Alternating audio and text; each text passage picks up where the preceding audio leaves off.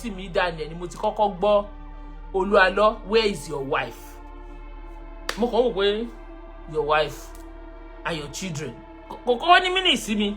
Mo kàn máa rẹ́rìn ni, but after sometimes mo rí pé the thing is getting more and more momentum. Ó ń gather more and more momentum. Ó wá di nǹkan tó jẹ́ kí n dá sí gbogbo èèyàn ẹ gbọ́ o.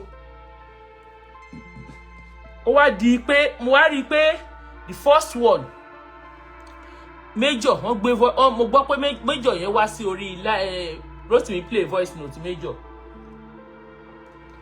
Major sọ pé òun lòun fún Olualo ní òun lòun dúró fún Yẹmisí bí bàbá, he explained.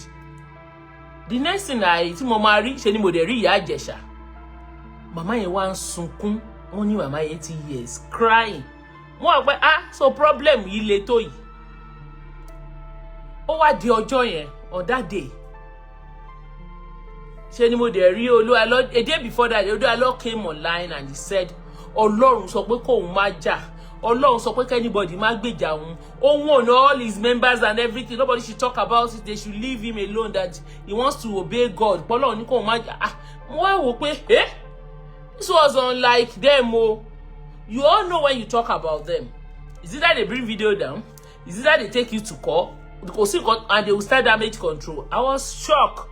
But to my greatest surprise, 3 days later, Olualo gbé lawyer Falana sí orí page ẹ̀ lórí Adanimogo ẹ̀. Mo ní wow. That was why I came out and I did a video to advise Olualo. Mo dẹ̀ ní Olualo, you remember so and so a few years ago. Mo sọ story ẹ̀, àwọn èèyàn gbé story ẹ̀ wá bá mi. Pé Sakama jẹ́ ni ẹ́ and what you did to them. But a lot of people said, eniyan Olualo, he's the only man of God.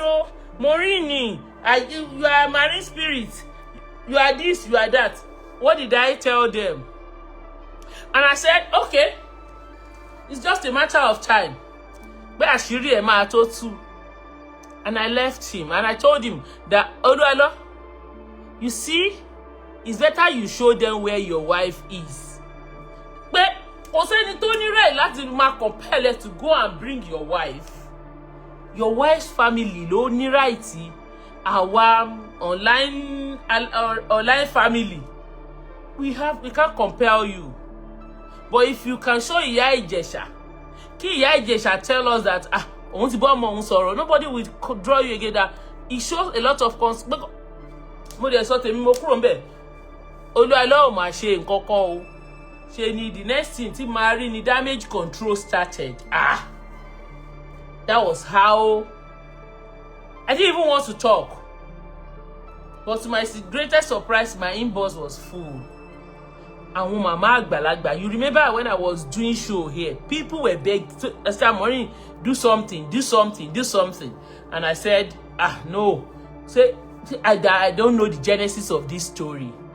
Secondly, pé mi ò fẹ́ kó dàbí pé mo gba case oní case ṣe. But when the whole thing, I thought solution máa wà, kò sí solution. Olualo ignore, kò dá wọn lóhùn. Mama Ìjẹ̀ṣà ò rí ọmọ wọn. And another èèyàn méjì ó wá tún wá bá mi nínú inbox àgbàlagbà àwọn bíi 80 yẹn. There's one mama, grandmama, she called me. The mama called me and started crying. Pé kí n jọ kí n bá àwọn wá. Mo wá wò pé you see, ẹ̀yin èèyàn ẹ mọ̀ bí àwọn èèyàn ṣe, bí àwọn arúgbó yẹn ṣe ń feel because of this particular story. Ṣẹ̀ríkà ní Ìyá Ìjẹ̀ṣà ò jáde sun ẹkún tó sun online yẹn ni kò ní le tó yìí. So, and I said, okay, I didn't want to do it. I slept and I woke up one morning like this with a heavy heart. Mo kàn rí pé that I just felt I should help. Ẹ̀yin èèyàn ẹ máa gbọ́ mi o. Mo bẹ̀ yín ẹ fún mi time. I just felt I should help. That was why I decided to. But I cannot help without knowing the genesis of what I want to talk about. Ẹ̀yin èèyàn mi ẹ jọ̀ọ́, ẹ máa gbọ́ mi. Bí tí mo bá gbàjẹ̀bi, ẹ jọ̀ọ́ ẹ he mi o. mo wá wò pé but do you know that this story is already on social media? And gbogbo nǹkan tó bá ti wà lórí social media ó ti di collective responsibility everybody, especially those of us that have voice. Tó bá fẹ́ ràn wọ́n lọ́wọ́, you lend them your voice. That's the way it is. I've break stories in the past. Mo ti break big stories. Tó jẹ́ pé gbogbo blogger ló máa gbé. So kò sí big deal nínú ẹ̀. And anybody that approach me, I won't fair nǹkan báyìí, I always give them. No, there is some anybody má gbé kó má lo video mi àbí kó má ṣe anything. But what do I want to bring out? I decided to okay, let me investigate. Ẹ máa gbọ́, mo fẹ́ bẹ̀ yín, mo fẹ́ ká ẹ di kankan mọ́ ẹ̀yin ọmọ Yorùbá, because àbòsí pọ̀ láàrin wa. Mo ò dẹ̀ fẹ́ báyàn kankan jà. Mi ò dẹ̀ fẹ́ àbòsí rárá, mi ò dẹ̀ fẹ́ kí èdè àwọn Olualo kó mú wa.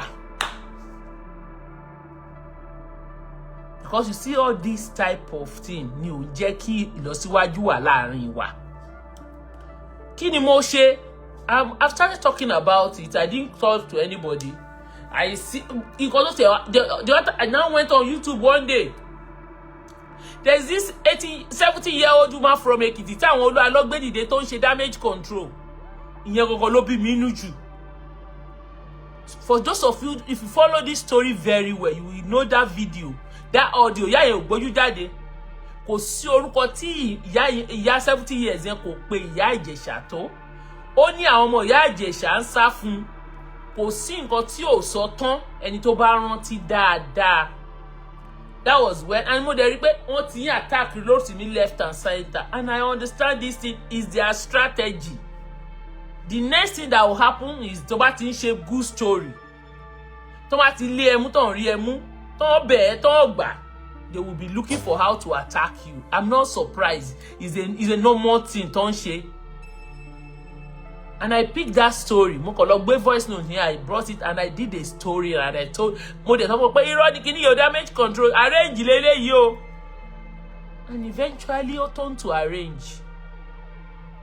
And you see the way it works. What did I do? That is when I said I want to know what is going on. Pé ṣé lóòótọ́ ni Yẹ́misí ń sọnù ni? Kí ló ń ṣẹlẹ̀ gangan? I want to know. That was kini 70 years yẹn ni mo ẹni pé mo wá síbẹ̀ mo ní ẹ̀yin ọmọ ìyá yìí tó bá jẹ́ lóòótọ́ ni wọ́n sọ eléyìí nípa ìyá yín tẹ́ẹ̀dẹ̀ jáde sọ̀rọ̀ pé olórí ọmọ àlè ní ẹni tó bá wò mí á rántí pé mo sọ bẹ́ẹ̀. That was how tí mo dìde tí mo wá bẹ̀rẹ̀ sí ṣe investigation. Mo dẹ̀ mi ò bá Rotimi sọ̀rọ̀ ní gbogbo time tó ti ń ṣe story yẹn up till after that incident. Mo ti ṣe investigation mi, mo ti gbọ́ oríṣiríṣi. I went to Rotimi. Ẹ̀yin èèyàn mi, ẹ máa gbọ́ mi o.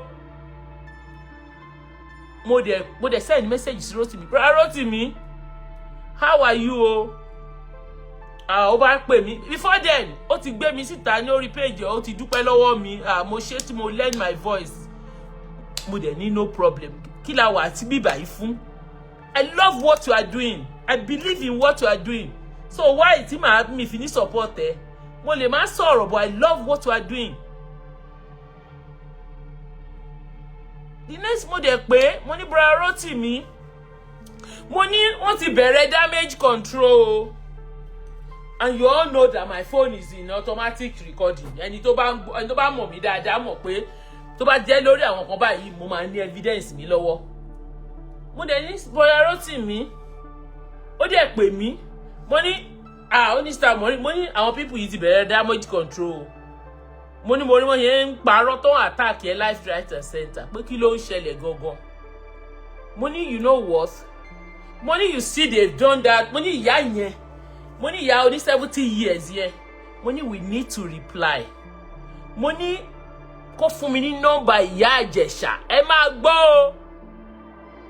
Mo ní ẹ fún mi nọ́mbà ìyá Ìjẹ̀ṣà sister fẹ́ pé I want to ask them some few questions because ìyá yẹn sọ àwọn ọ̀rọ̀ kan tó heavy níbẹ̀ yẹn. Money, that's all. Money, I want to help, and I want to know the reason. Mo fẹ́ get to the genesis. Mi ò lọ lẹ́yìn ẹ̀ lọ ṣe anything. Mo dẹ̀ ní okay ó dẹ̀ ní no problem. Ọjọ́ yìí ó dẹ̀ sọ fún mi pé àwọn ìgbésẹ̀ táwọn gbé, àwọn ti lọ sọ́gbà ọlọ́pàá, àwọn ti competition mọ́ Olualo, àwọn ti gbogbo wọn táwọn ṣe, ó dẹ̀ ṣàlàyé fún mi, dẹ̀ ní fine. Mo ní but I would like to speak with that mama. Mo fẹ́ béèrè àwọn question kọ̀ọ̀kan lọ́wọ́ wọn àti sister wọn Yẹ́misí yẹn, ó dẹ̀ ní no problem. I'm going to tell them that my sister wants to speak with them. Mo ní ọmọ díẹ̀ tí mo fi wá bá ẹ. Mo ní torí pé wọ́n sọ pé without Rotimi Foundation kó má bẹ̀ anybody sọ̀rọ̀. Mo ní, and besides mi ò dẹ̀ fẹ́ lọ ṣe lẹ́yìn ẹ̀. Ó dẹ̀ ní okay, I'm going to send you, I'll send it to me. Tí Rotimi bá máa send the number sí mi, bóyá lọ́la. Tó bí kò wá rí nọ́mbà, kò wá fẹ́ mú nọ́mbà lẹ̀, kò pè mí, kò bá mi sọ mọ́. Ẹ máa gbọ́ ẹjọ́ bí tí mo bá sọnù, ẹ máa he mí o. Kí tó sọ nǹkan tí mo fẹ́ sọ lálẹ́, because ìkọ̀kan mo gbọ́ lórí program ẹ̀ lánàá. Lèmi ṣe wá sọ nǹkan tí mo sọ yìí. Mi ní nǹkan tí fẹ́ gbà lórí ọ̀rọ̀ Yẹ́misí o. Mi ò ní. Ó lóun máa send nọ́mbà sí mi. Bóyá wọ́n dẹ̀ change, wọn ò fẹ́ fún mi ní nọ́mbà o. Kò bóyá wọn ò fẹ́ kí n at least cause demand is kó pè mí. Kò ní kíní yìí ẹ̀jẹ̀ àṣẹ kíní báyìí. Rotimi did not get back to me as I speak. Kò pè mí, kò send nọ́mbà. Mo dẹ̀ wò pé mo kàn rẹ́rìn ni. Ṣé bẹ́ẹ̀ mi ni? When I meet something, anything bá fẹ́ ṣe màá ṣe. Tí bá ready pé mo fẹ́ investigate, ṣé bẹ́ẹ̀ mi mo ń wá information. I will look for it and I know how to get information. Èmi ni now. Mo kàn rẹ́rìn ni. Me, I started laughing when he didn't do it, and I started my story. And I didn't bother to contact him anymore. Ó ń ṣe tiẹ̀, mo ń ṣe tèmi. Mi ò pé, mi ò bá sọ anything. Òun wá Yẹ́misí, èmi náà dẹ̀ ń wá Yẹ́misí. Since mo dẹ̀ bẹ̀rẹ̀ sí, ìgbà tí mo dẹ̀ get the information tí mo rántí ìgbà tó ní ó lọ́mọ mẹ́wàá sí iye bẹ́ẹ̀, mo padà wá, mo sọ fún yín gbogbo irọ́ tó ń pa online, I come out, I will say this is it. Irọ́ leléyìí, òtítọ́ leléyìí, irọ́ leléyìí.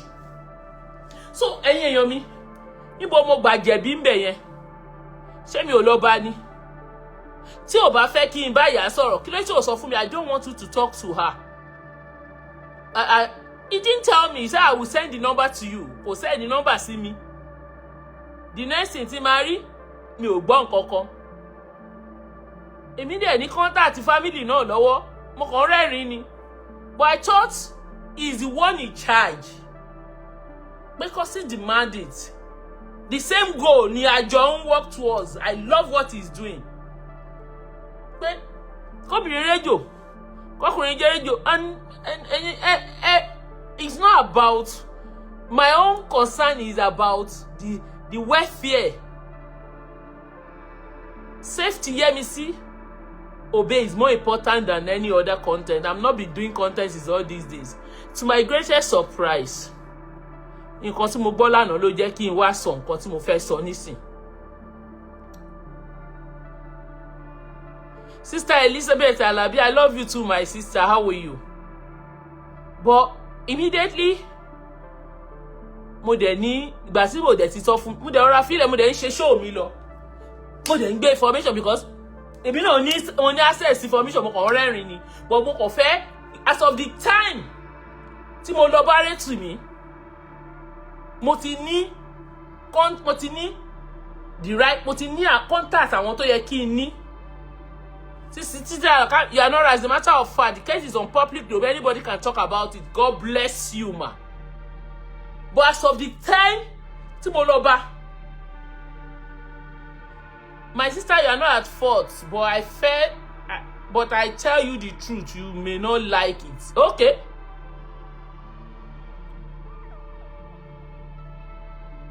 But as of the time tí mo lọ bá, mo ti ní gbogbo nǹkan mi lọ́wọ́, but mi ò ní nǹkan tí fẹ́ sọ, but mo ní láti address eléyìí because mo gbọ́ ọ̀rọ̀ kan lórí platform ẹ̀ lánàá.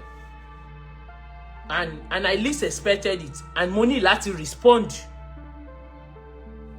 And I was smiling. Gbà tí ó dẹ̀ sí wá bá mi, mo dẹ̀ ń ṣe nǹkan mi lọ. Ṣé bí òótọ́ ni mo dẹ̀ ní èmi ò ní lọ sẹ́wọ̀n. Òun náà pín lẹ́tà kiri, èmi ò ní lọ sí ẹ̀wọ̀n àbí kí n lọ sí court fún nǹkan tí mi ò mọ̀ díẹ̀. If I put my neck, tó bá ti put neck mi, mo put neck mi nìyẹn. So I will damn all the consequences and I will fight it to wherever I want to fight it to. And to my greatest surprise, gbà tí ó ti dá mi lóhùn, èmi ò dẹ̀ bá sọ anything mọ́. Mo dẹ̀ ní pé mo dẹ̀ jókòó mo dẹ̀ mọ ibi tí mo dẹ̀ sọ ibi tó wà. And I needed some information, more information. Oh, lè wá wáyàn, Europe la wà now. Wàá mọ DOB, wàá mọ so many things. Wàá mọ mo ní details tí mo need, ó wà lọ́wọ́ mi. Ṣé details ọmọ ni, ṣé details òun ni, every details I needed, I have it.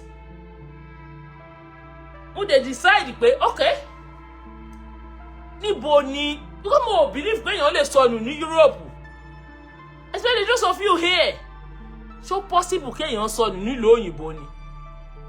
Fún èèyàn tó lọ́mọ mẹ́ta lọ́wọ́ ẹjọ́ ẹ̀yin èèyàn mi, ẹ̀yin tẹ́ ń gbé ìlú òyìnbó, ẹ jẹ́ a máa ronú náà, so possible ni. Ẹ̀yin tẹ́ ń gbé ìlú òyìnbó ẹjọ́ ẹ dá mi lóhùn, so possible kí èèyàn sọnù nílùú òyìnbó ni. Ẹ dáhùn kí tó go ahead.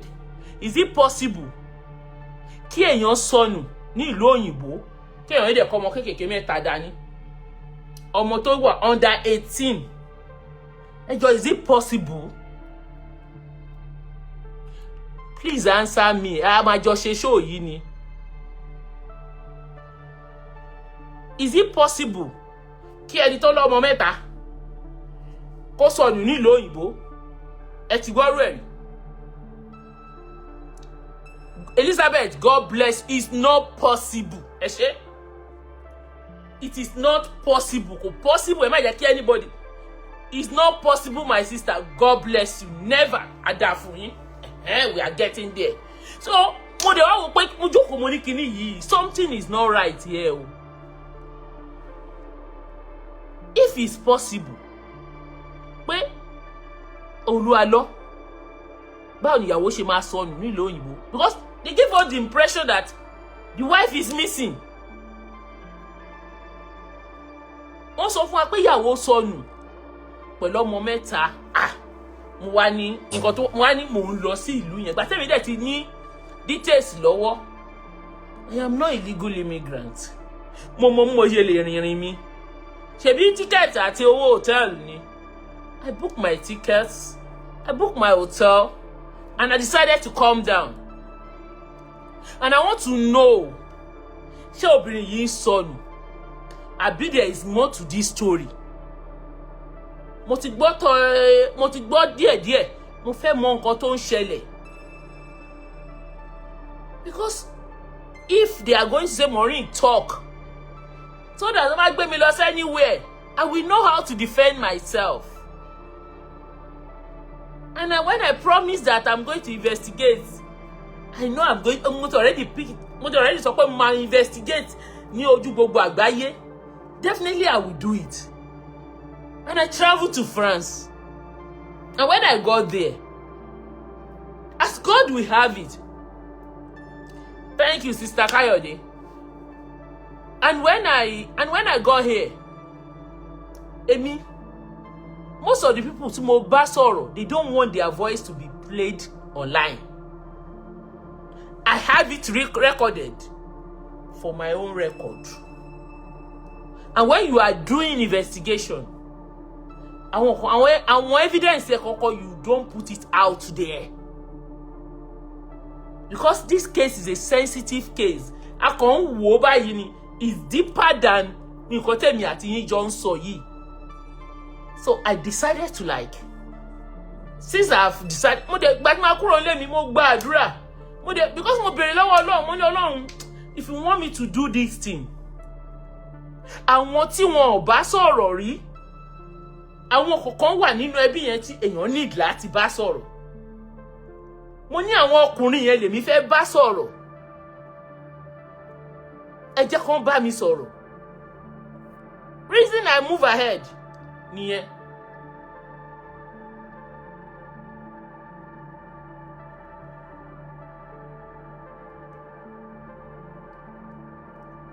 And that reason, mo de gbàdúrà, and as God will have it. And I have a green line and a go ahead. And that was why I decided to go. And as God will have it, when I got here, the day I got here, go. Tẹ́ bá fẹ́ gbọ́, ẹni tó bá ní kò sí Ọlọ́run, ó ti dòkú. Ọlọ́run wà. Àdúrà dẹ̀ ń gbà. Ọlọ́run dẹ̀ rí, ó rí inú mi. Tó bá ti jẹ́ pé ó ní nǹkan míì tí mo wá ṣe nílùú yìí ju ọ̀rọ̀ yìí nìkan lọ. K'Ọlọ́run fìyà jẹ mí. Nǹkan tí mo bá wá nìyẹn. Because mo wò pé kò possible kéèyàn sọnù ní báyìí nílùú òyìnbó. And bí mo ṣe dìde báyìí the first place, because I wanted to eat, is a new town for me. Mi mọ̀ yan rí, mi mọ̀ níwájú Ọlọ́run àti mi ò mọ̀ ẹ̀dá alààyè kankan ní ìlú yìí. I don't know anybody in this town. Àwọn èèyàn tí mo mọ̀ sí France, Paris náà wà. So mo gbé Uber mi, mo ti book. Ṣé bàá ma ohun mi 5-star hotel mo dé síbí náà.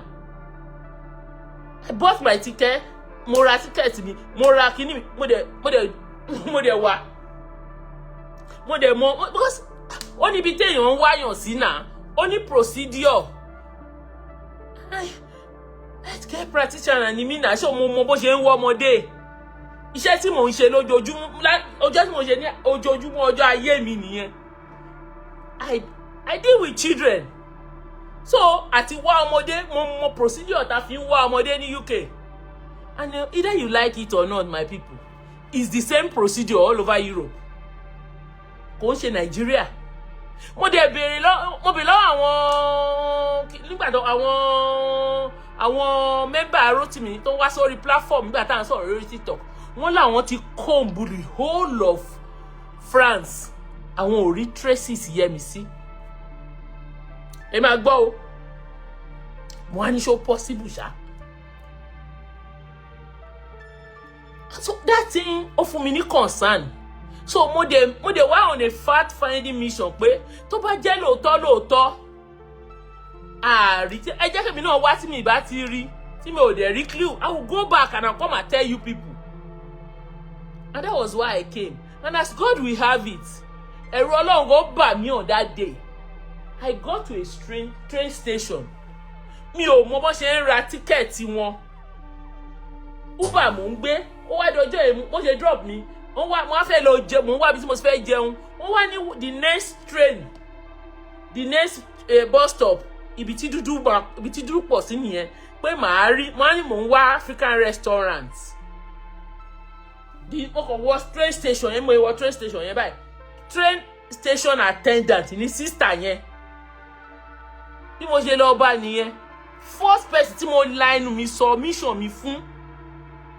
Mo lọ bá yẹn pé hello ma. God bless that sister.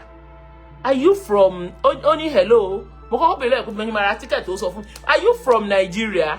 Only yes. Only this one is direct o. Nǹkan tó lóun rò sọ́kọ̀ yẹn. Mo ní are you from Nigeria? Only yes. Mo ní you're from Nigeria. Mo ní yes. Inú mi dùn. Because pé mo jà pé ara ilé wáyà because àwọn dúdú tí mo rí ńbẹ̀ French ni gbogbo wọn ń sọ. Ó ní òun from Nigeria. Ó ní I am not Yoruba. Mo ní are you Yoruba? Ó ní no. Mo wá ní àti Yoruba àti Benue àti Hausa ìkan náà ni gbogbo wa Naija bí. Ó wá ní are you new? Mo ní yes. Mo wá ní pé mo ti ẹ̀ ń wáyàn ni níwájú ẹ̀ Ọlọ́run àtèèyàn. Ó ní mo ń wáyàn mo ní mo ní bọ̀ kó má worry pé kò lè mọ ẹni tí. Ó ní why do you say so? Mo ní there is one woman like this. Ó wá ní why are you talking about the woman that the white garment guy like this? Mo ní rárá o. Mo ní there are no white garment o. Ó ní is it not the pastor that come from Nigeria that always wear white? Ẹ̀yin èèyàn mi apá mi jábọ́. Ó ní the woman with 3 boys. Mo ní hello? Ó ní yes. Ló máa ń wá sí church àwọn. Mo dẹ̀ jókòó báyìí. Mo ní ó ní yes. mo kàn jókòó mo ní mo ní are you sure ó dẹ̀ bó ṣe bẹ̀rẹ̀ sí fún mi ní story nìyẹn bó ṣe bẹ̀rẹ̀ sí fún mi ní story nìyẹn bó ṣe ṣí fóònù ẹ̀ pàgám bí mo ṣe jókòó mo pé bó ṣe sọ fún mi pé òun mọ̀ mo bá rọra gbé ẹ̀yin èèyàn mi mo bá gbé fóònù mi sílẹ̀ mo bá jókòó ẹ mọ̀ kan tó surprise mi ó ṣe jẹ́ pé the first person when God order your step kò ní jẹ́ kí èèyàn dààmú. That was how the remaining one is history. The remaining one is history, ẹ̀yin èèyàn mi. Mi ò tẹ̀ fẹ́ kọ́kọ́ post ẹ̀ gan. I didn't even want to talk. Mo kàn decide pé ẹni pé mo ti kọ́kọ́ post picture kan pé guess àwọn míì gbà àwọn míì ò gbà lórí page mi. I'm not in a competition with anybody. Ẹ jẹ́ kí kíní kankan ó jẹ́ kó yé wa lórí cyberspace yìí. I'm only trying to help. I'm not doing it because of content. I don't even have time for content anymore. The next thing ti marry. You know the video Rose mi ṣe show kan lánàá. Òun ṣe show ó sọ̀rọ̀ àwọn blogger. Rose mi ò gbé lọ́wọ́ orí page mi.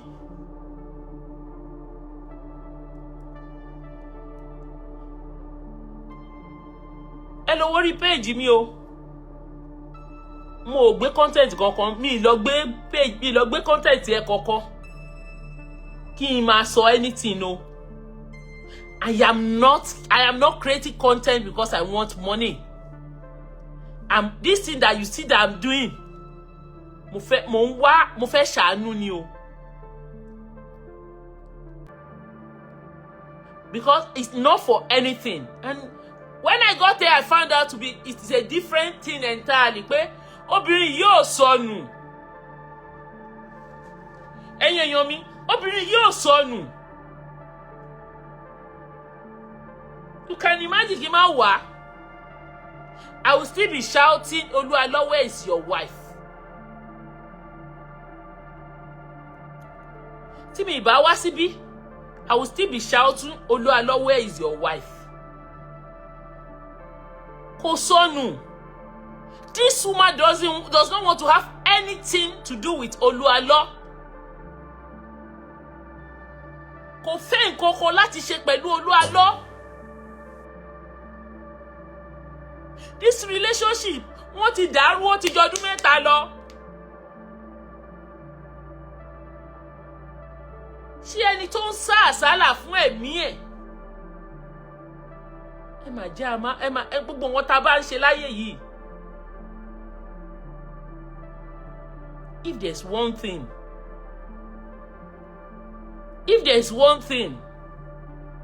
I will never support Olualo because mo Olualo